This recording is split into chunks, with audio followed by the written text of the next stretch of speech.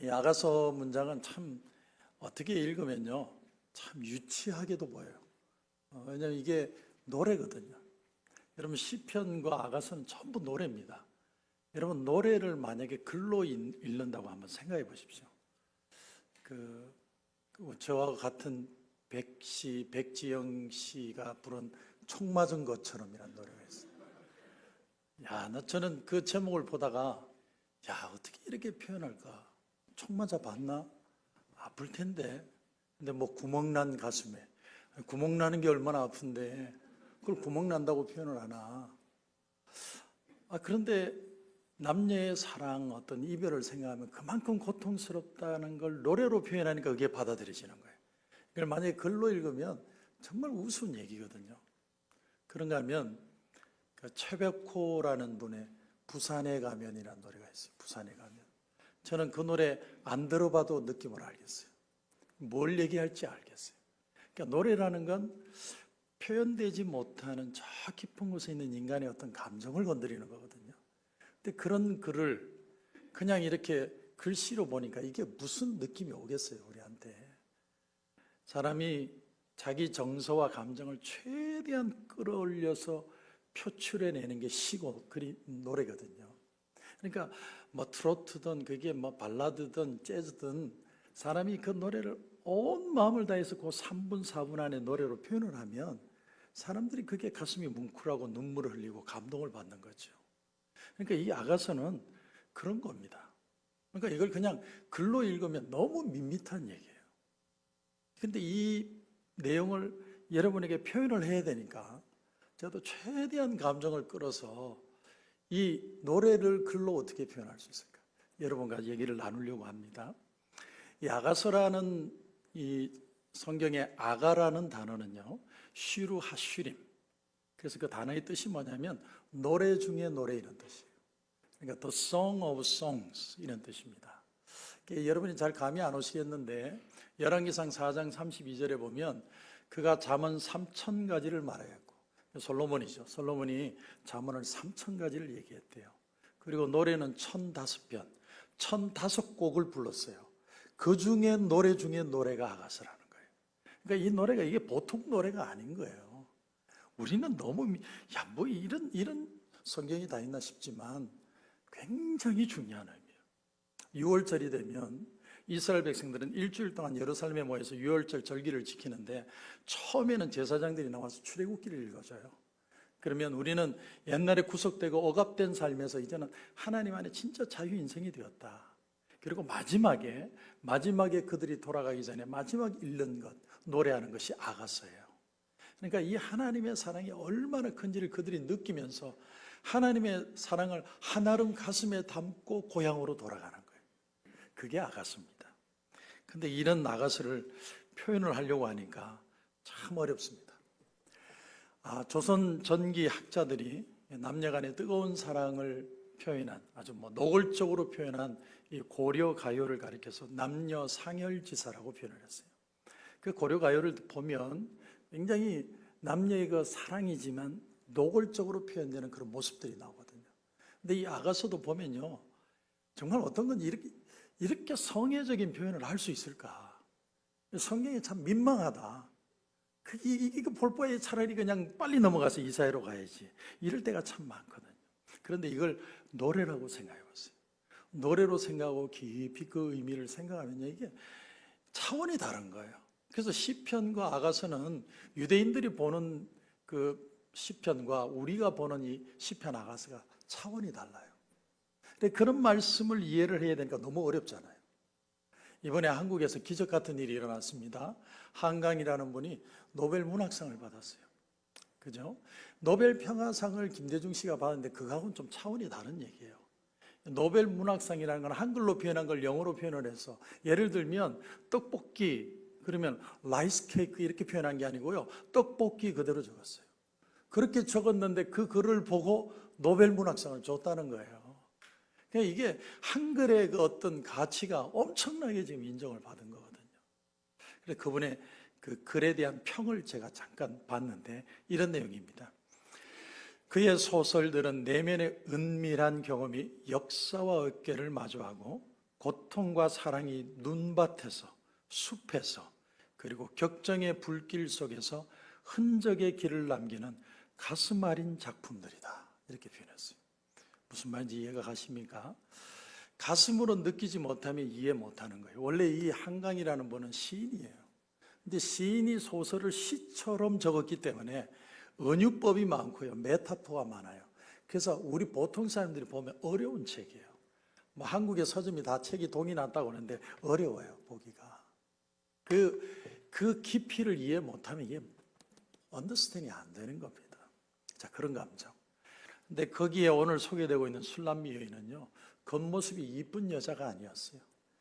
완전히 햇빛에 타서 검은 걸린 얼굴인데 어떻게 솔로몬을 만나서 솔로몬과 대화하고 솔로몬과 사랑하는 가운데 그 여인이 자기는 못난 여자로 생각했는데 자기의 아름다움의 가치를 발견한 얘기, 그게 바로 아가수입니다. 제가요, 여러분 용서하고 들어주십시오. 대학 때 버스를 탔는데 만원 버스였어요. 막 사람들이 꽉 찼는데 누가 뒤에서 탁 치면 승차나. 돌아봤는데 엄청 이쁜 여자가 저를 보고 아는 척을 하는 거예요. 근데 나는 모르는 여자예요. 참 기가 막히죠, 그죠? 키도 나보다 더 크고 뭐 이런 막 미스 코리아 같은 여자가 저를 보고 막 웃는 거예요. 그래서 자꾸 누군지 모르고 이러고 있으니까 그 친구가 얘기를 해주더라고요. 우리가 초등학교 6학년 때 같은 반이었어요. 근데 그때는 못생기고 막 키만 멀 때까지 크고 뚱뚱했는데 완전히 바뀐 거예요.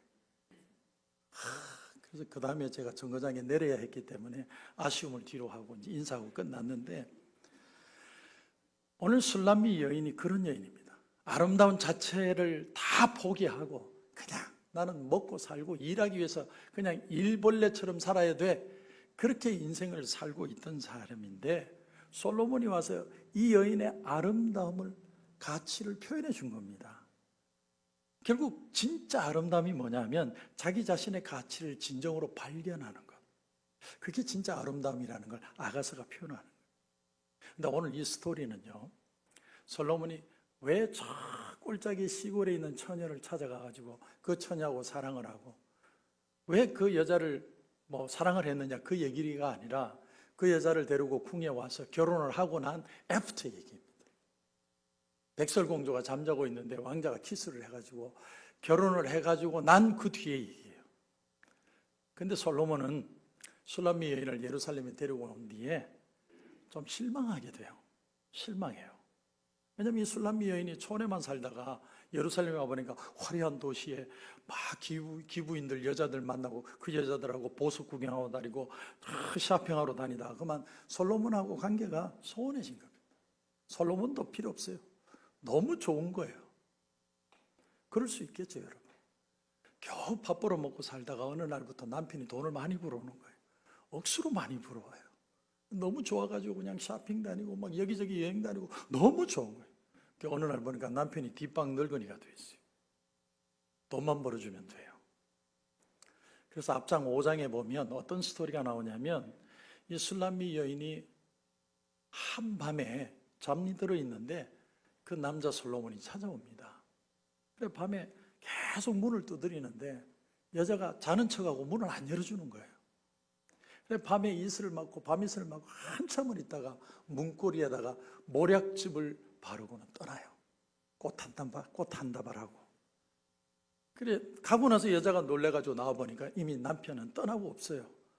근데 그 문고리에 모략즙, 향수 냄새가 나는 걸 딱 느끼는 순간 이 여자가 깨닫게 돼요. 아, 내 진짜 사랑은 이 남자였는데. 그래서 그 야밤에요, 이 여자가 잠옷바람으로 남자를 찾아 막 헤맵니다. 제가 지금 소설 얘기하는 게 아니고요, 아가서 5장이요. 뭐 읽어봤어야 알죠. 아가서 5장에 나오는 얘기. 그런데 오늘 6장을 보면 드디어 님을 만났어요. 그게 2절입니다. 2절을 보면 내 사랑하는 자가 자기 동산으로 내려가 향기로운 꽃밭에 이르러서 동산 가운데서 양떼를 먹이며 백합화를 꺾는구나. 어디 갔는지 찾을 수 없어가지고 한참을 헤매다가 동네 사람들 다 불러서 우리 남편 좀 찾아달라고 막 난리를 쳤는데 나중에 찾고 보니까 어디 있냐면 남편은 가서 일하고 있었어요. 자기 직장에 가 일하고 있는 거예요. 양떼를 치고 있는 거예요. 그리고 백합화 꺾고 있는 거예요. 남자는 한 번도 그 자리를 떠난 적이 없는데 남자 가봐야 어디 가겠어요. 근데 여자의 마음이 떠나니까 남편이 보이지 않는 거예요. 그러다 그 사랑을 헤매다 찾았는데 결국은 남자가 있던 그 자리에서 다시 발견한다. 그게 오늘 말씀이 2절이에요. 그리고 3절을 보십시오. 이게 노래거든요. 근데 이 노래를 글로 표현하려니까 너무너무 힘든 거예요.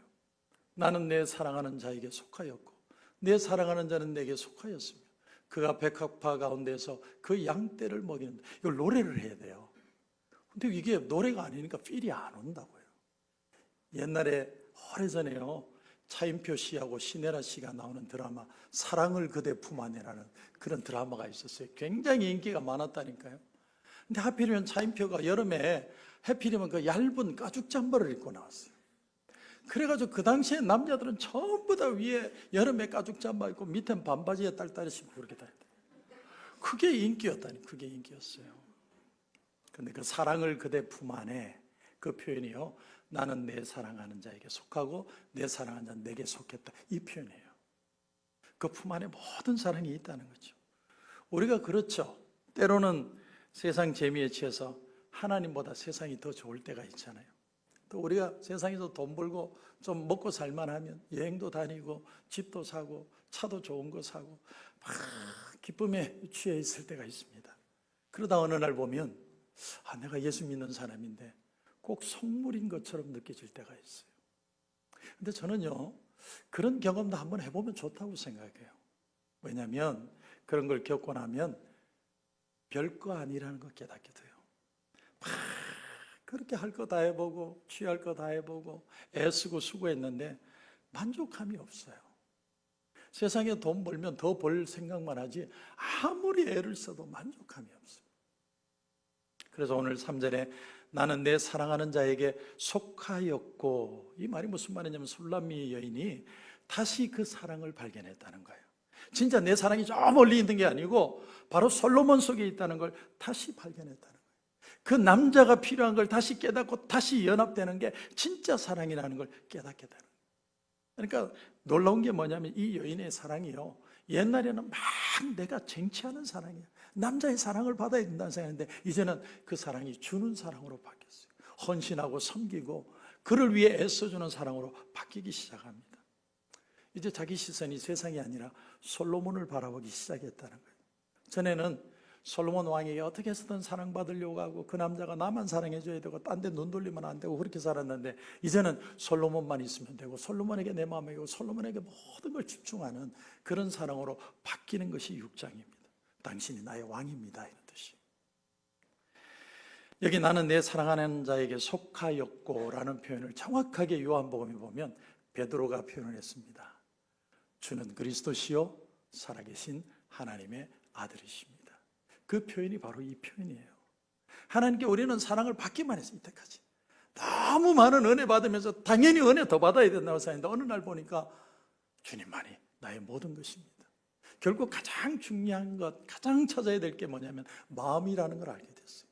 여러분, 신앙생활이 뭐 많이 얻는 게 아니고요, 내 마음이 주님과 있는 그 기쁨이 전부라는 걸 알게 되는 거예요.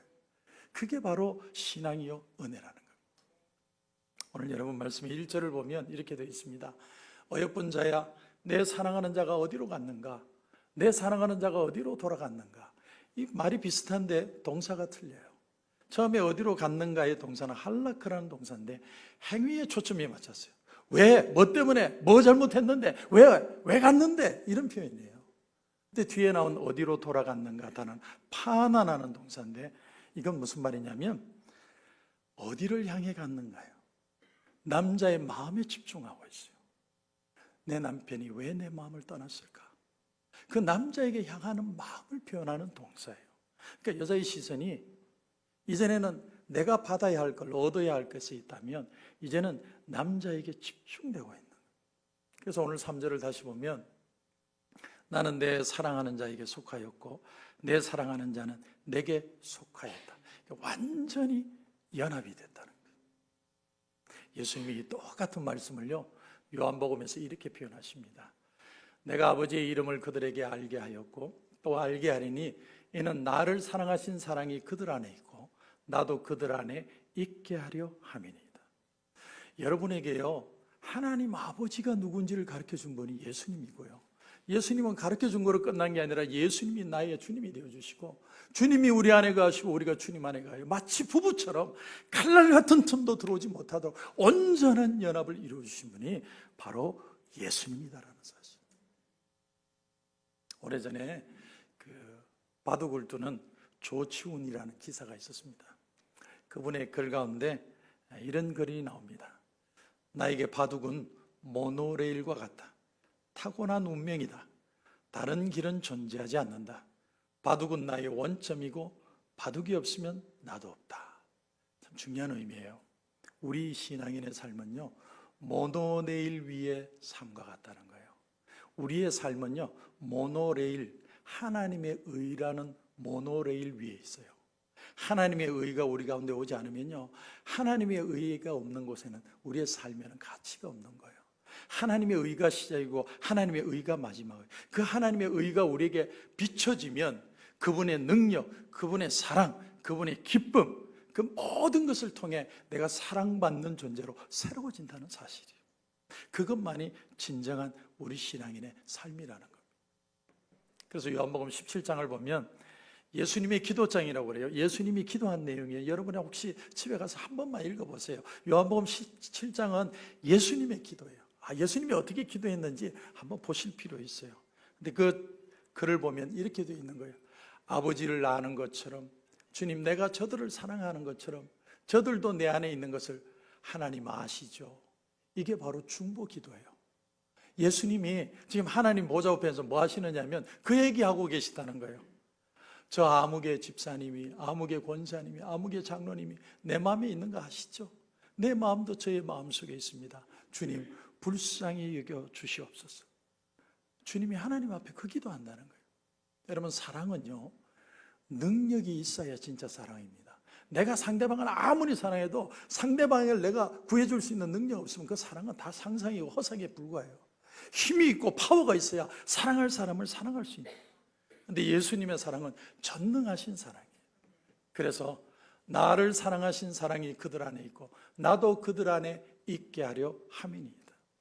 여러분, 이게 논리적으로 보면 말이 안 맞아요. 큰 자가 작은 자 안에 들어올 수가 없어요. 근데 주님이 뭐라고 하냐면 나도 그들 안에 있게 하려 함이니라. 큰 자가 우리 속에 들어왔대요. 그리고 내 속에 예수님이 있대요. 여러분, 이게 이해가 되는 말입니까? 그런데 이 신앙의 패러닥스가 뭘 가르쳐 주느냐면 사랑하면 이 말이 이해가 된대요. 사랑하면. 여러분, 상대방과 나는 완전히 개체가 틀려요. 저와 여러분 사이는 벽이 딱 있어요. 그런데 나는 당신이 아니고 당신이 나도 아니고 우리는 서로 떨어져 있는 존재고 서로 별다른 존재인데 우리 속에 사랑이 오기 시작하면 그대가 내 안에 내가 그대 안에 사랑은 그대 품 안에 이런 일이 일어나게 된다는 거예요. 그걸 사랑으로 표현하는 거예요. 논리로 표현하는 게 아니라 사랑 안에 이 일이 이루어진다는 거예요. 그래서 이 말이요, 오늘 아가서 2장 16절에 보면 이렇게 되어 있습니다. 내 사랑하는 자는 내게 속하였고. 처음에 사랑할 때 이 여자는 어떻게 사랑했냐면 당신은 날 사랑해야 돼 이렇게 표현을 했는데 오늘 6장 3절에는 나는 내 사랑하는 자에게 속하였고 이렇게 표현합니다. 이제는 그 사랑의 크기가 얼마나 큰지를 다시 깨닫고 나서 이제 나의 사랑의 전부는 당신밖에 없습니다 이런 표현. 사랑의 초기에는 자꾸 갖고 싶어요. 이것도 이루고 싶고 저것도 이루고 싶고 이것도 하나님 축복해야 되고 저것도 축복해야 되고. 그런데 정말 사랑의 완숙한 단계로 가면 하나님, 나는 하나님하고 같이 있어서 너무 좋아요. 나는 예수님만 있으면 행복해요. 그게 진짜 신앙이에요. 제가 작년에 여러 번 얘기해서 좀 듣기 싫겠지만 저는 한국 가면 꼭 먹고 싶은 게 있었어요. 그게 뭐냐면 휴게소에 파는 호두과자하고 맥반석 오징어가 그렇게 먹고 싶었어요. 다른 건 아무것도 별로 마음에 안 들어요. 근데 그걸 하나도 못 먹었어요. 먹을 수가 있어야지. 죽만 먹고 살았어요. 본죽이란 본죽은 전국 거 다 먹어봤어요. 그런데 와이프도 못 먹는 거예요. 와이프도. 그래서 내가 그랬어요. 내가 몸이 아프지 네가 아프냐? 당신은 먹어라. 못 먹는 거예요. 남편이 아파서 못 먹으니까 와이프도 같이 못 먹는 거예요. 여러분, 우리 행복과 불행의 갈림길은요, 절대로 소유에 있지 않습니다. 진짜 행복은요, 둘이 하나 될 때 행복이라는 거예요. 비록 가진 거 없고 연약하고 부족한 점이 있어도 둘이 마음이 통하면 그게 행복이라는 거예요. 교회든 가정이든 모든 행복의 시작은 그거예요. 까짓 거 뭐 없을 수도 있죠. 연약할 수도 있죠. 하지만 서로 당신이 내 마음 알고 내가 당신 마음 알고 그러면 끝나죠. 그게 사랑이라는 거예요. 주님이 그거 가르쳐 주는 거예요. 우리는 세상에 속한 자가 아니라 하나님께 속한 자로, 하나님 내 마음 아시죠? 나도 하나님 마음 알아요. 그게 바로 신앙이라는 거예요. 여러분, 저와 여러분이 세상에 속했다가 우리는 하나님께 속한 자가 된 것 아닙니까?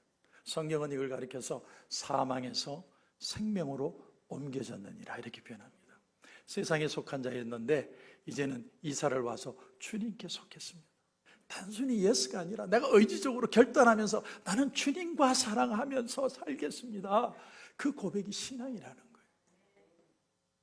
오늘 4절 말씀을 보시면 내 사랑아 너는 디르사같이 어여쁘고 예루살렘같이 곱고 깃발을 세운 군대같이 당당하구나.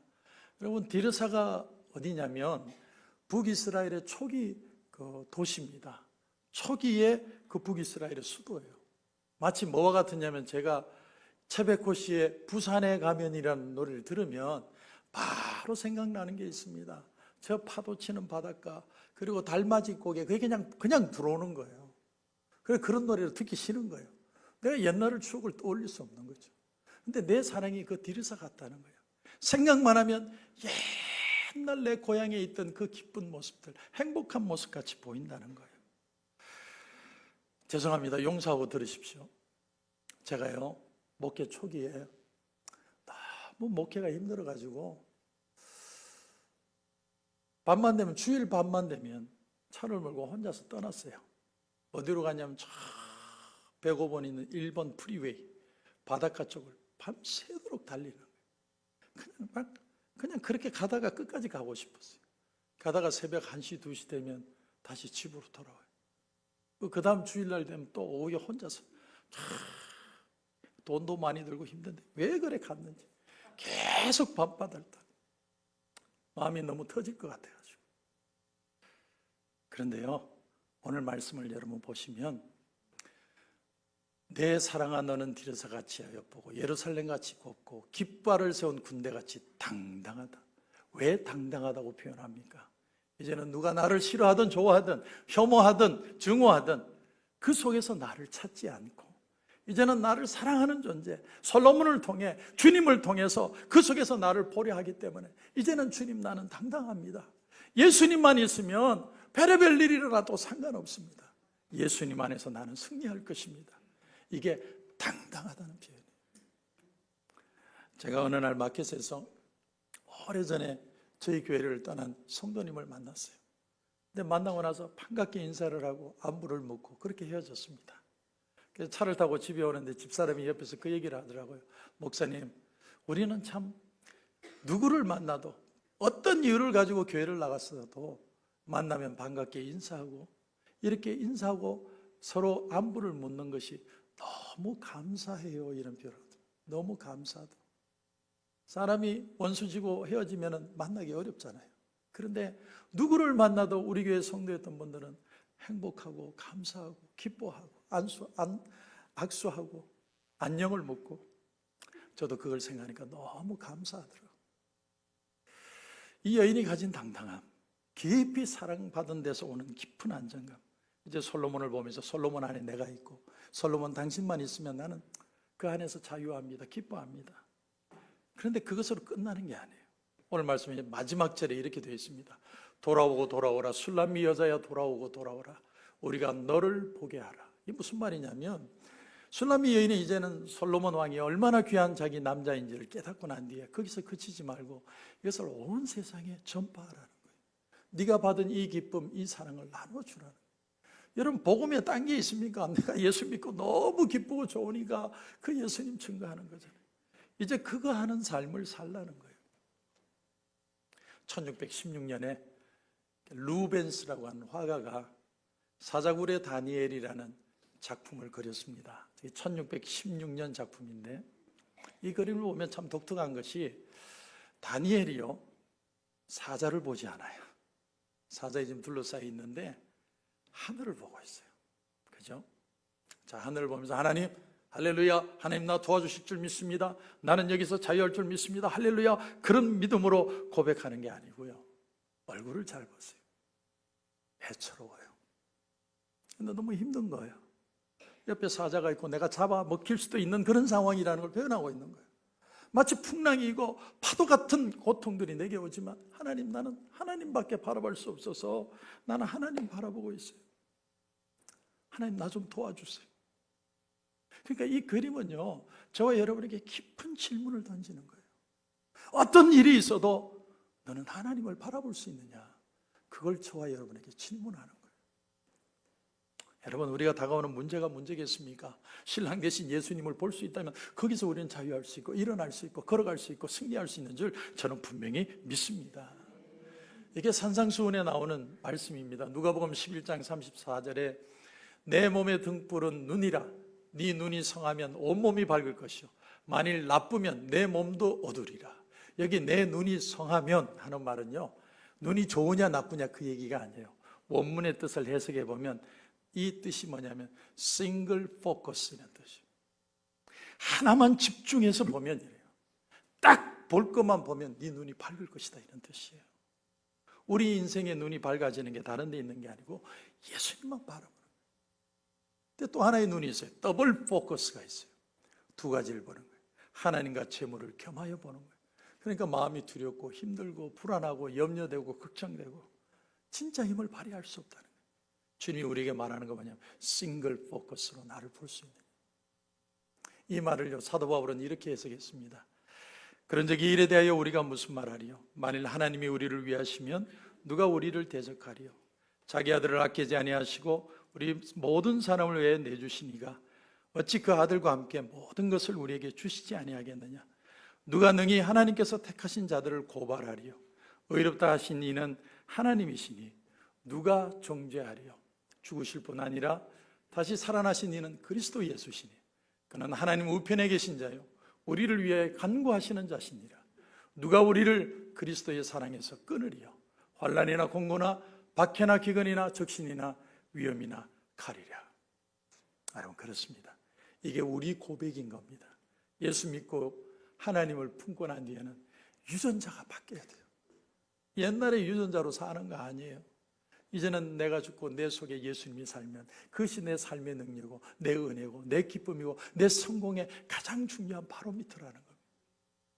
어느 날 예수님이 제자들에게 이런 질문을 했습니다. 썩을 양식을 위하여 일하지 말고 영생하도록 있는 양식을 위하여 하라. 주님이 일하라고 얘기를 했어요. 제자들이 그 말을 못 알아들었습니다. 그래서 질문합니다. 어떻게 해야 하나님이 일을 하는 겁니까? 이렇게 질문을 했더니 예수님이 대답을 하세요. 하나님께서 보내신 일을 믿는 것이 하나님의 일이니라. 내가 뭘 하려고 발버둥 치는 게 하나님의 일이 아니고 주님께 완전히 던지는 거예요. 주님 안에 들어가는 거예요. 주님이 날 사랑한다고 믿고 받아들이는 거예요. 주님만 있으면 나는 일어날 수 있고 걸어갈 수 있고 끝까지 완주할 수 있습니다. 저는 여러분에게 도전합니다. 이 믿음으로 반드시 승리하시는 저와 여러분이 되시길 주님의 이름으로 축원합니다.